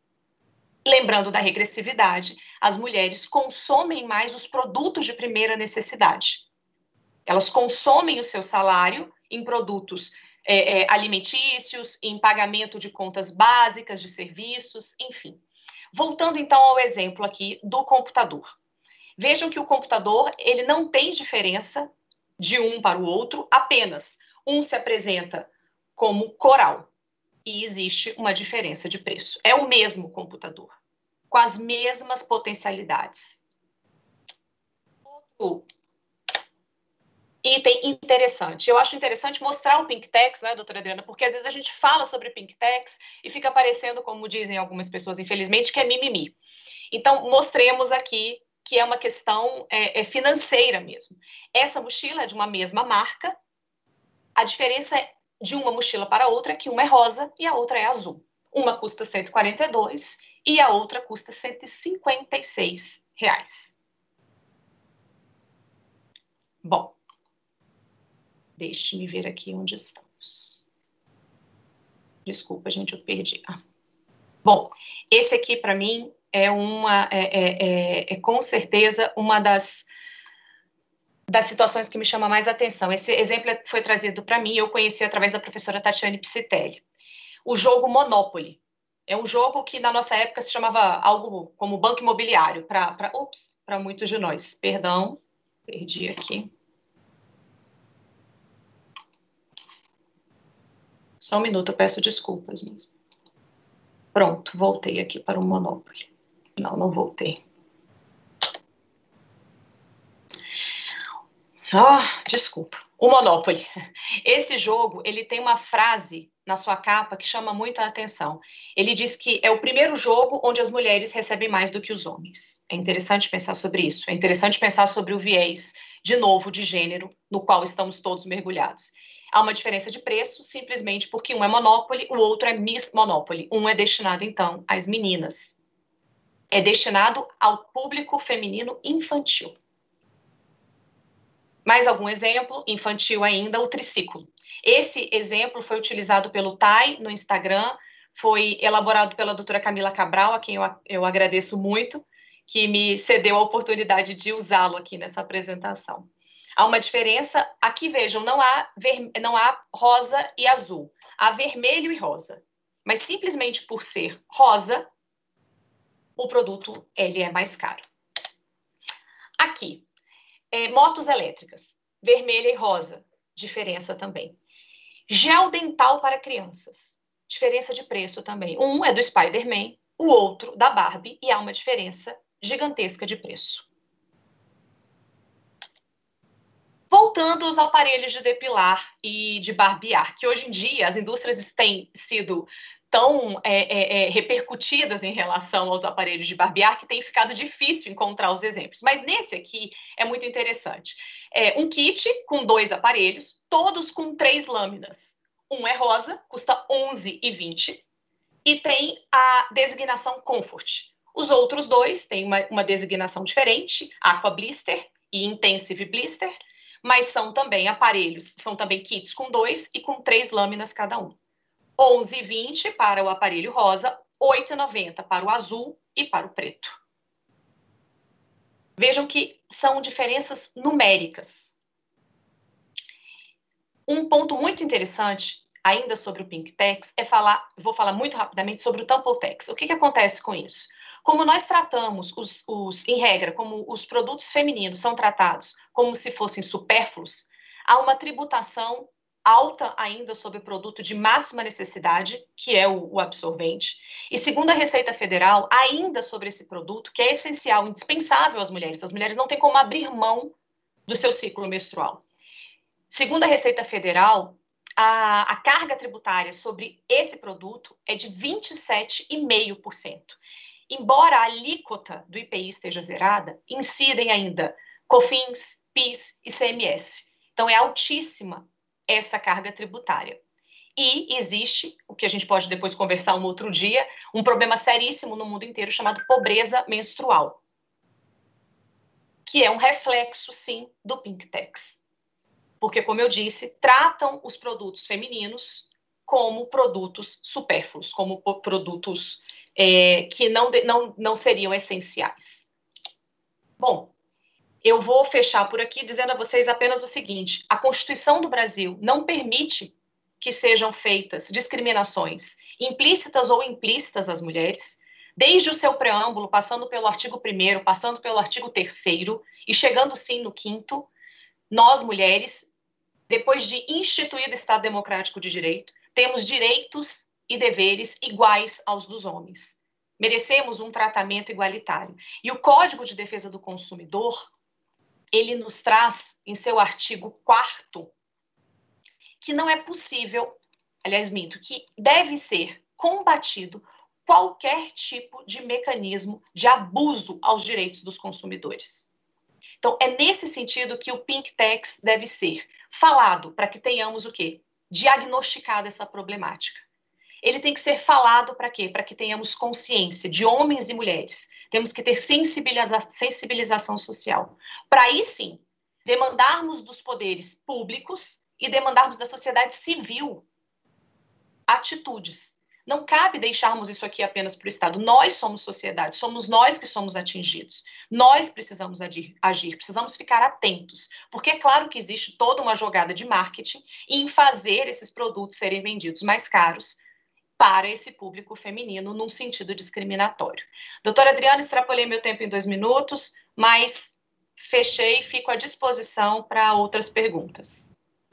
Ana, excelente explicação. Eu acho que quem não tinha ouvido falar nisso, ou tem ouvido muito depois que a gente começou a divulgar essas questões no TAI, eu acho que foi bem esclarecedor.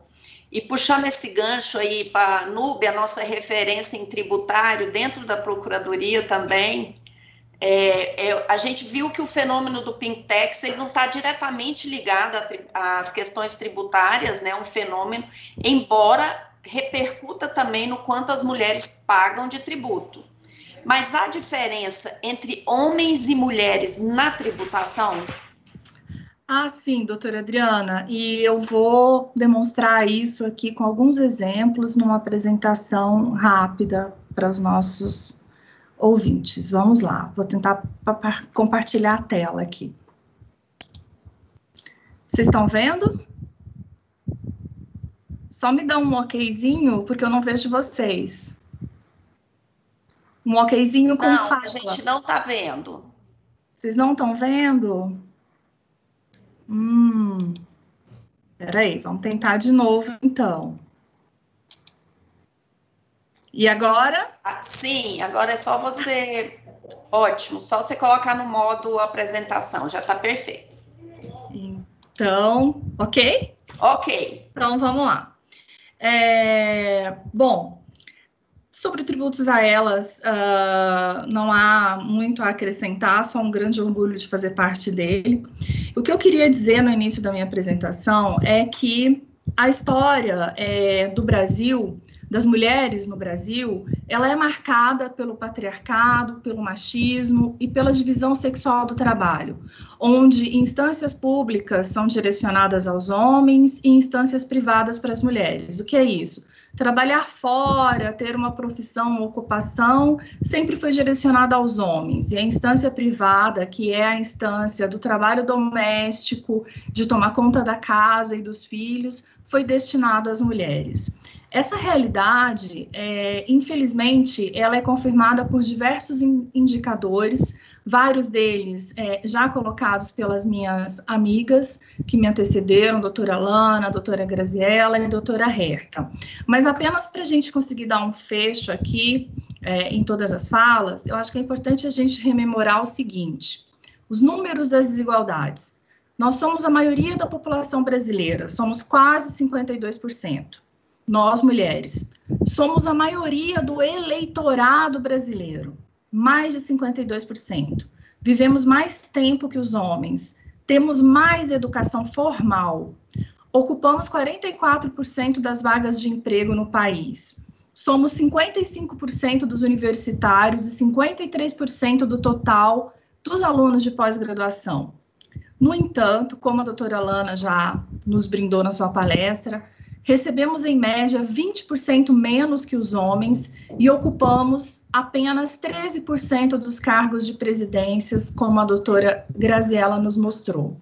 Destinamos 21 horas às atividades de cuidado, o que é isso? Atividades domésticas, né? Enquanto os homens destinam apenas 10 horas. Então, comprovadamente por pesquisas aqui, destinamos o dobro de horas com cuidados domésticos. O desemprego, ele também é maior entre as mulheres. No terceiro trimestre de 2019, a taxa de desemprego feminino permaneceu em 13,1% e a masculina em 9,2%. Segundo estudos do Instituto de Justiça Fiscal, é um instituto lá de Porto Alegre, em 2016, somente 39,1% dos cargos de gerências eram ocupados por mulheres. A doutora Grazi nos brindou aqui com um cenário bastante estarrecedor nesse campo. E aí eu quero trazer dados que vão nos deixar mais estarrecidos ainda. A Grazi falou dos dados do Parlamento de 2017. Vamos ver como é que está essa realidade hoje. Hoje, somente 15% das vagas na Câmara dos Deputados é ocupados por mulheres e 14% no Senado. As mulheres representam apenas 12% dos prefeitos eleitos no primeiro turno das eleições de 2020. Então, a proporção é a mesma do pleito de 2016. O número de vereadoras eleitas aumentou, mas ainda é de apenas 16% contra mais de 84% dos vereadores. E esse dado aqui, ele choca muito, porque foram eleitas nesse ano, né, onde tivemos as eleições municipais, apenas 651 prefeitas contra 4.750 prefeitos. Já para as câmaras municipais, foram 9.000, quase 9.200 vereadoras eleitas, contra quase 49.000 vereadores homens eleitos. Quer dizer, quem faz as políticas públicas hoje no Brasil são homens, né? Quem elabora as leis, quem discute ou não discute gênero e, portanto, as leis não contemplam esse viés, são homens. A estrutura tributária, entrando já na pergunta que a doutora Adriana me fez, a estrutura tributária brasileira, ela reforça essas desigualdades desses números todos que a gente viu, e nós vamos ver por quê.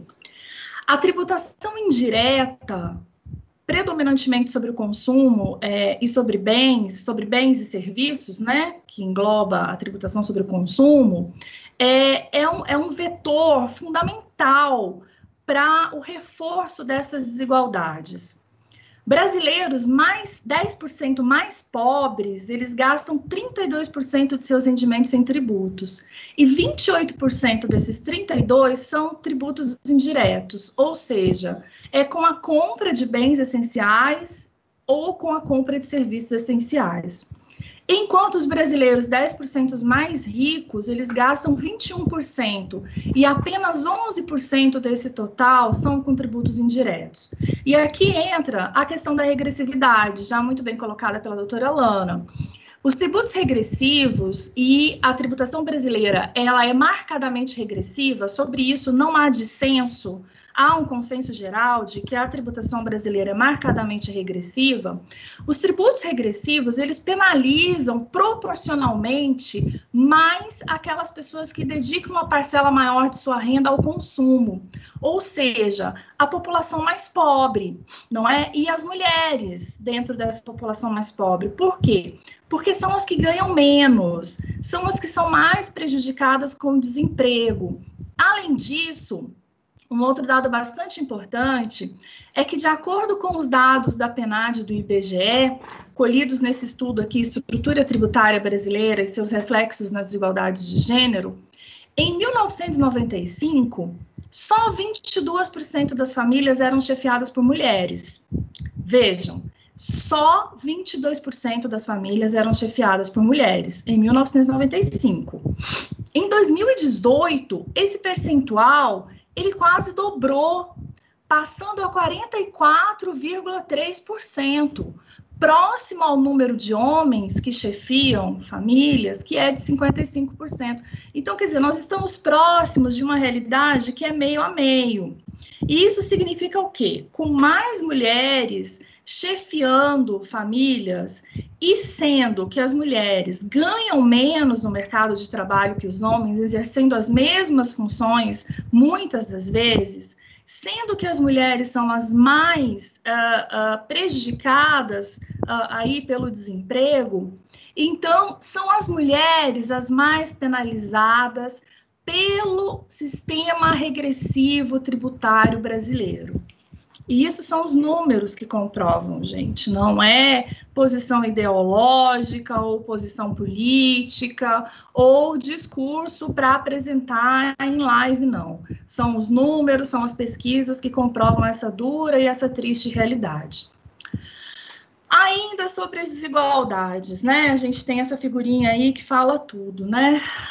Nós temos aqui o capital dizendo que não é representada por esse senhorzinho rechonchudo, dizendo que não é nada pessoal entregar uma moedinha para uma mulher e entregar um saco de dinheiro para o cavalheiro aqui ao lado. Dados da pesquisa de orçamento familiar de 2017 e 2018 indicam que as mulheres, elas despendem maior percentual da renda mensal comparado com os homens, justamente em quê? Em despesas voltadas para alimentação, habitação, vestuário, higiene e cuidados pessoais, além de assistência à saúde, incluindo remédios. Tudo isso é o quê? São bens que são tributados por tributos indiretos, é aquela questão da regressividade. Então, como são as mulheres que compram mais coisas, bens, são elas as mais impactadas pela regressividade, ou seja, elas gastam mais proporcionalmente a sua renda do que gastariam se não fossem elas que consumissem mais esses bens. Os homens, nessa pesquisa, eles gastam mais em atividades voltadas para a questão patrimonial, imóveis, investimentos, enfim, são coisas, não é? São bens que não estão sujeitos à tributação indireta, mas a uma tributação direta. Por isso, a regressividade, ela impacta mais mulheres e menos homens, além daqueles números das desigualdades que a gente viu ali atrás. Os grandes números da Receita Federal, eles corroboram a existência dessas desigualdades. Estou tentando ver aqui o meu prazo, quanto é que falta. Eles corroboram a existência dessas desigualdades, na medida em que a gente pode vislumbrar lá no site da Receita Federal que esse azulzinho que vocês estão vendo é o total de declarações de imposto de renda ofertadas por homens. A corzinha laranja é o total ofertado por mulheres. Então, vejam só, dos rendimentos isentos, né, que são declarados como isentos, 67% são declarados por homens e apenas 33% para mulheres, são declarados por mulheres. Por que isso? Vocês vejam que o percentual de homens que declaram rendimentos como isentos é infinitamente maior, é o dobro. Por quê? Porque isenções importantes estão aqui dentro, como isenção sobre lucros e dividendos, que são isenções, na maioria das vezes, ocupadas, alcançadas por homens e não por mulheres. Não é? Porque são os empresários, são aqueles que acessam dividendos nas empresas, que têm empresas com lucros, enfim. Então, vejam, 67% são ofertadas por homens e 33% por mulheres. Quer dizer, a maioria dos homens é que conseguem ter acesso a isenções. Outra questão importante aqui nesses dados é sobre os bens e direitos. 71% da questão patrimonial de bens e direitos nas declarações de imposto de renda são ofertadas por homens e apenas 29% por mulheres. O que é isso? Quer dizer que a maioria daqueles que declaram imposto de renda no Brasil, a maioria dos bens estão em nome de homens e não em nome de mulheres. E isso dialoga com a baixa segurança patrimonial das mulheres brasileiras, já que a maioria dos bens patrimoniais estão em nome de homens e não de mulheres no Brasil. Vou acelerar aqui para uma questão bastante pitoresca e injusta no nosso sistema tributário, que é a questão da pensão. Acho que aqui vocês vão conseguir visualizar essa questão do desvio da tributação de uma forma um pouco mais concreta, mais real. A legislação brasileira hoje permite que o contribuinte alimentante, quer dizer, aquele que paga a pensão, deduza da sua base tributável todo o montante que ele repassa para a pessoa que cuida dos filhos. Por outro lado, a pessoa que administra a pensão recebida pelos filhos menores precisa fazer uma opção na declaração do imposto de renda. Que opção é essa? De acordo com a legislação atual, caso essa pessoa... É o meu timer, já ultrapassei aqui, mais 2 minutos, doutora Adriana. De acordo com a legislação atual, caso a pessoa que recebe a pensão, né, utilizar a dedução mensal de dependente prevista pela legislação, deverá ofertar a pensão administrada como sua renda tributável, o que faz com que haja uma geração da base de cálculo do imposto a pagar. Se de outra forma optar por realizar a declaração em apartado para o dependente, a pessoa física que administra a pensão não terá o montante relativo à pensão acrescido à sua base de cálculo, mas também perde a possibilidade de usufruir da dedução de dependentes. Então, muito embora essa pessoa tenha despesa com os menores, a retirada do dependente da sua declaração impede de deduzir qualquer despesa, como, por exemplo, educação e saúde. E aí, uma questão... Aqui que estão as injustiças, como é sabido, na maioria esmagadora das vezes, é a mulher a responsável pelo gerenciamento da pensão dos filhos, né? Segundo estatísticas do IBGE, nas análises dos divórcios concedidos em primeira instância, dos responsáveis declarados pela guarda dos filhos menores de idade, 66% são as mulheres. Então, quer dizer, são as mulheres, não é, as mais prejudicadas aqui na questão de não poder deduzir do imposto de renda a pensão alimentícia que recebe em nome dos filhos. Mais para frente a gente vai ver rapidinho que temos propostas naquele grupo de estudos de tributação e gênero para solucionar isso. Então, é importante a gente, já me encaminhando para o final, é importante a gente rever o sistema tributário brasileiro, doutora Adriana, numa perspectiva de gênero, né? Isso é uma questão de justiça fiscal. Infelizmente, as propostas de reforma tributária que estão em tramitação, elas não têm esse viés de gênero. E foi pensando nisso que aquele grupo que a gente apresentou no início, de estudos e pesquisas de tributação em gênero, nós fizemos, então, propostas concretas, projetos de lei e PECs, para tentar transformar essa realidade tão injusta com as mulheres. As propostas estão divididas em 2 vieses, tributação sobre o consumo e tributação sobre a renda. Na tributação sobre o consumo, só para dar 2 exemplos, a gente prevê a desoneração de absorventes, aquilo que a doutora Lana dizia antes, né, que a questão da pobreza menstrual, muitas vezes ela impede até que as nossas meninas frequentem a escola por não ter dinheiro para comprar absorventes, né? Uma realidade assim que parece tão longe da nossa, mas acreditem, gente, ela é muito real no nosso país. Então, nós fizemos propostas, aquele grupo de estudos, né, TAI, FGV e o IT, para desonerar absorventes íntimos, desonerar itens da cesta básica, já que há a comprovação de que são as mulheres que mais despendem recursos com esses itens e medicação hormonal utilizada no tratamento da menopausa. Por fim, nós também fizemos propostas na tributação da renda.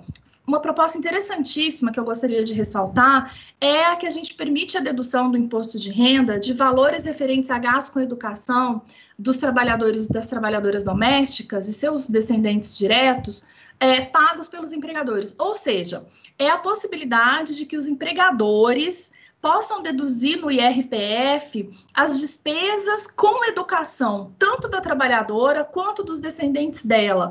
É um estímulo para que essas trabalhadoras e seus descendentes possam estudar. A dedução da pensão alimentícia na declaração de ajuste anual do responsável não alimentante para corrigir a distorção da questão da pensão. E, por fim, a gente tem também propostas de benefícios para empresas que contratem mulheres chefes de famílias, mulheres negras, que tenham políticas de inclusão de mulheres em cargos de gestão e que contratem mulheres vítimas de violência.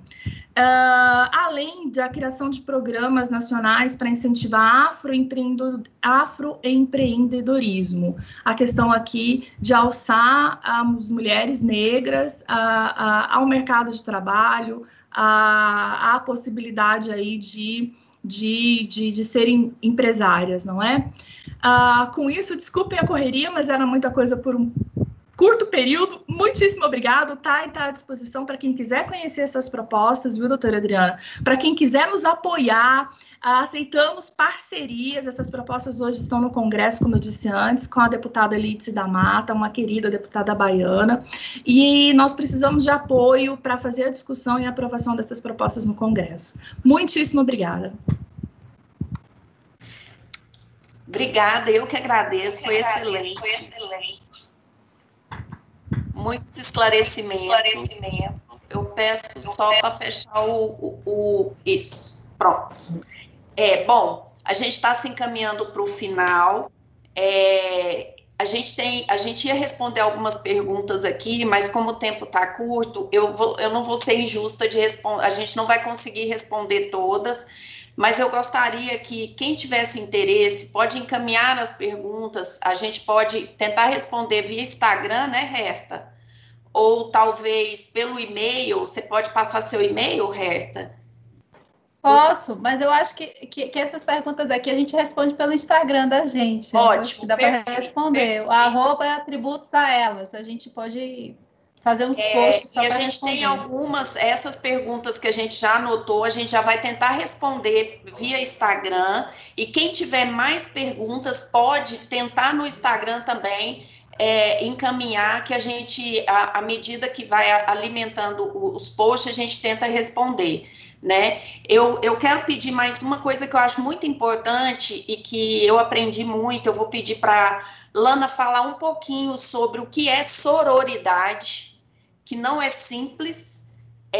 A gente ouve falar, não entende muito bem, e às vezes você nem ouve, mas é determinante, é um conceito importantíssimo quando a gente fala de feminismo, de igualdade. É isso. Para encerrar a nossa roda de conversa seria com a sororidade, e logo eu já encerro, tá? Agradecendo muito cada uma de vocês. Por favor, doutora Lana, me conta de novo o que é sororidade. Doutora Adriana, nós ouvimos muito falar sobre sororidade, na verdade, aqui no Brasil, principalmente, depois de um programa de televisão, em que uma participante falou essa expressão e um dos participantes falou, não sei, não faço a menor ideia do que seja isso, né? E aí ali começou uma conversa sobre o que é sororidade. Nós, mulheres, dentro daquela socialização da qual eu falava, nós somos educadas a competir umas com as outras. Somos educadas a competir por quê? Porque precisamos ser melhores para sermos ofertadas no casamento, para sermos escolhidas na prateleira do amor, como diria a doutora Valesca Zanello. Nós somos competitivas fisicamente porque o nosso físico, a nossa aparência, nos dá ou nos tira credibilidade do nosso trabalho. Então, vejam, as mulheres, elas são ensinadas, socializadas, a dar continuidade ao patriarcado. O que seria essa continuidade do patriarcado? Seria conservar homens no poder. Então, com a ruptura das mulheres, com o afastamento dessas mulheres, os homens, as instituições machistas masculinas, permanecem com uma supremacia total de forças. Sororidade, então, eu costumo dizer assim, é uma aliança, é um pacto, com toda a profundidade da palavra pacto, entre mulheres, para que nós possamos nos apoiar, ainda que não concordemos umas com as opiniões das outras, porque nós não somos iguais, nós não concordamos sempre com as opiniões das outras, mas nós precisamos nos apoiar pela nossa essência, por sermos mulheres, por termos uma trajetória parecida de discriminação, de luta, de dificuldade. Então, é um pacto, uma aliança em que mulheres apoiam outras mulheres, em que mulheres juntas se percebem mais fortes, em que mulheres juntas se dão as mãos, formam essa irmandade e vão mais longe, voam mais alto. E aqui, doutora Adriana, eu quero fechar com uma frase que foi você quem me ensinou, que é da Helen Keller, que foi uma escritora, né, ativista, foi a primeira pessoa surdo-cega da história a conquistar um bacharelado. E essa frase é dela. Nunca se pode concordar em rastejar quando se tem o ímpeto de voar. Então, que nós sejamos asas umas para as outras, que nós, mulheres, levemos umas às outras nas nossas asas e que sejamos carregadas também pelas nossas irmãs. É isso. Maravilhoso! Eu adoro, gente, adoro. Eu não me canso de ouvir falar sobre sororidade, mas mais importante do que isso é a gente praticar. Isso é o mais importante. Agora, gente, eu queria fazer uma breve homenagem, que é só uma valorização das nossas colegas da Comissão do Tributos a Elas, de antes, de hoje e aquelas que continuarão. Eu gostaria de citar o nome dessas colegas maravilhosas, Andréia, Renata, Ediara, Maíra, a Mônica, a Camila e nós aqui. Fazer menção às nossas colegas de ontem, Ieda, Sara Mendes, que ajudaram a gente a construir, nos ajudaram a chegar até aqui. E agora eu dou as nossas máximas boas-vindas às nossas colegas que estão chegando na comissão do Tributos a Elas, que são a Ana Paula, a Annelise, a Cecília, a Lindinalva e a Lorena. Sejam muito bem-vindas. Eu espero que vocês consigam, e vão, eu não tenho dúvida, entender a emoção que é participar da Comissão do Tributos a Elas e poder ajudar nessa construção, tá? E agora, sim, já encaminhando a minha finalização, eu queria agradecer essas nobres colegas que eu adoro como pessoas, como profissionais que são, agradecer a gentileza de estarem aqui. Eu sei da correria do dia a dia, eu sei do home office, que está todo mundo muito atribulado, mas eu acho que esse era o nosso momento, o momento de trazer essas reflexões para as nossas colegas que estão nos assistindo. E para você, homem, né, eu peço, se você puder, dê uma oportunidade para uma mulher que deseja voar. Ajude muito ela. A gente precisa muito da parceria dos nossos colegas homens. A gente tem colegas fantásticos, tanto na carreira como outros colegas no Ministério da Economia. Eu tenho certeza que a gente tem eles ao nosso lado também para nos ajudar. E para finalizar, de verdade, eu gostaria de passar um vídeo bem curtinho que se chama Mas Mulher Pode Ser Pedreira? Luzia é uma pedreira em Pernambuco e constrói cisternas que coletam e armazenam água da chuva para ser usada na época da seca. A Luzia, ela lidera mulheres na construção das cisternas que conseguem mudar a vida de muitas pessoas no sertão. Eu peço para a Sinead colocar para a gente esse vídeo bem curtinho.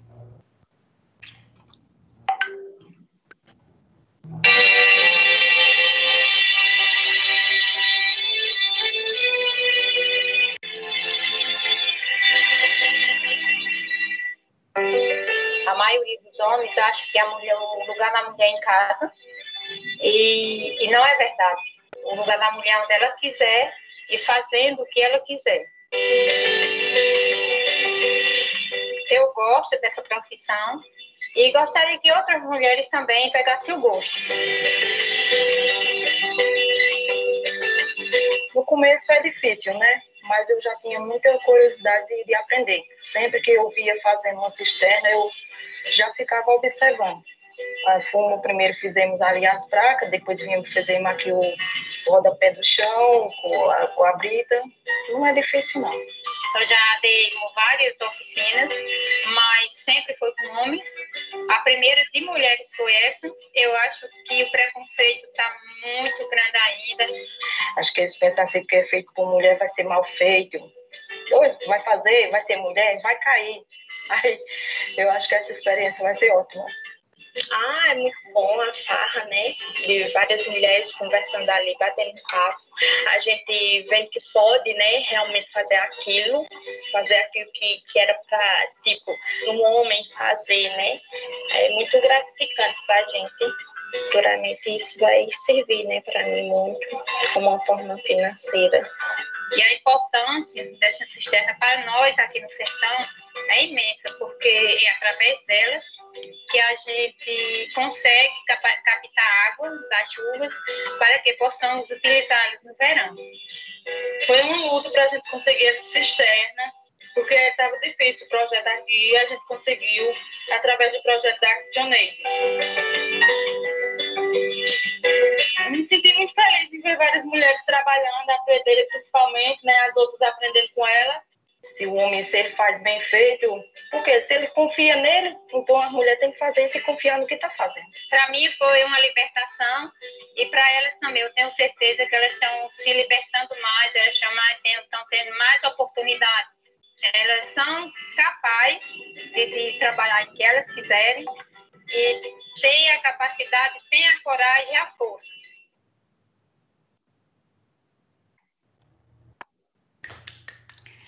Gente, então eu vou encerrar nosso evento de hoje, convidando vocês, amanhã tem mais. E no dia 12 a gente vai ter a apresentação do nosso diagnóstico, não é isso, colegas? Vai ser, eu acho que dia 26. Dia 26? Isso. De março. Dia 26 a gente vai divulgar sobre o nosso diagnóstico. Eu vou encerrar com a fala da Luzia, lá do interior do Pernambuco. O lugar da mulher é onde ela quiser. E fazendo o que ela quiser. Elas têm a capacidade, têm a coragem e têm a força. Um beijo para vocês. Obrigada, viu? Espero que vocês tenham gostado. Eu adorei.